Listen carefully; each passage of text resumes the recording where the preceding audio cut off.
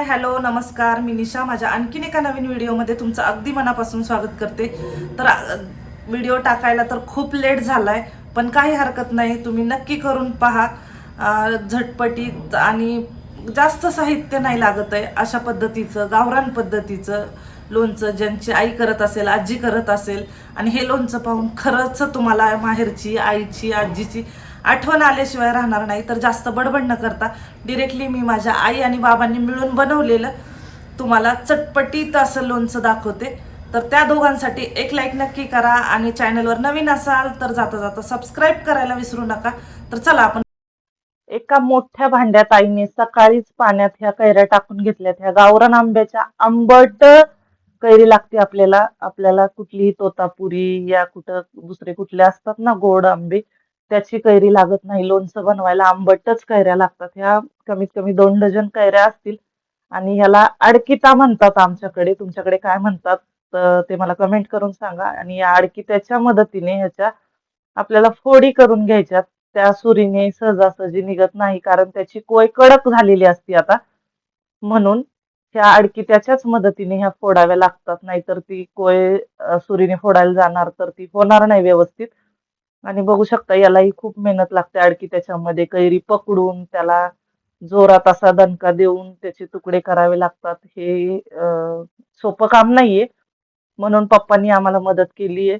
आणि तो अडकिता आमच्याकडे सुताराकडेच मिळतो, पण पप्पांनी घरीच मागून घेतला होता की मी करून देतो तुम्हाला फोडी म्हणून.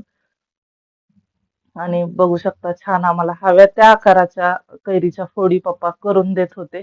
आणि इकडे आई स्वच्छ अशा कैरी धुवून पुसून देत होती, जेणेकरून त्याचा चीक म्हणा, माती असते, थोडीफार धूळ असते, ती निघून जाईल.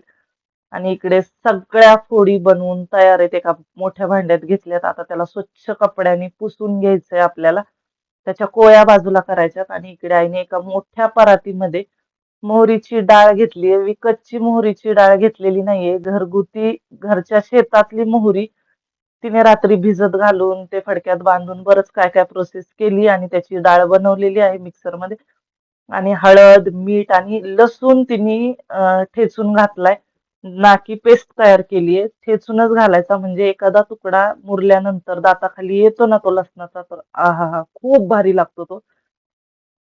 आणि इकडे चिने मातीची भरणी घेतलीये, जेणेकरून लोणचं आपलं जास्त काळ टिकावं म्हणून. आणि त्याला सुद्धा हिंगाची धुरी दिलेली आहे. आणि चिनी मातीच्या भरणीत लोणचं स्टोअर केल्यानंतर असं म्हणतात 2-2 वर्ष लोणच्याला काहीही होत नाही. आणि बघू शकता आईचा मसाला सगळा एकजीव करून झालाय.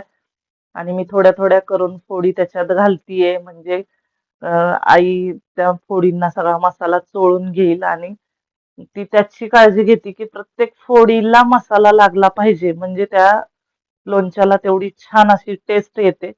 आणि जनरली आमच्या भागात तर असंच लोणचं बनवतात. नंतर त्याच्यामध्ये पाहिजे असेल तर शेंगदाणा तेल, केपर मसाला, बेडेकर म्हणा किंवा रामबंधू म्हणा, हे असे मसाले ऍड करतात हवा असेल तर. नाही तर शेतकरी लोक हे लोणचं असंच शेतात भाकरीसोबत, चपातीसोबत घेऊन जातात आणि ती त्याची चव शेतात बसून खायची आहा काही वेगळीच असते.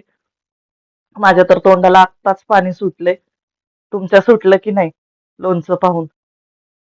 तर बघू शकता आई सगळं लोणचं आता एकजीव करून घेते. आणि या भरणीत थोडं थोडं करून, थोडं फोडी, थोडस मसाला असं करून सगळं लोणचं या भरणीमध्ये ती छान असं भरून घेतीये, स्टोअर करतीये. आणि मग काय आम्ही लहान होतो तर मस्त आजीनी आईने हे लोणचं करायचं आणि मग आम्ही मस्त चपातीला लावायचं, रोल करायचा, खायचं, स्कूलमध्ये घेऊन जायचं. तर बघू शकता इकडे छान लोणचं भरून रेडी आहे. काय मस्त झालंय ना लोणचं, तोंडाला पाणी सुटलं ना.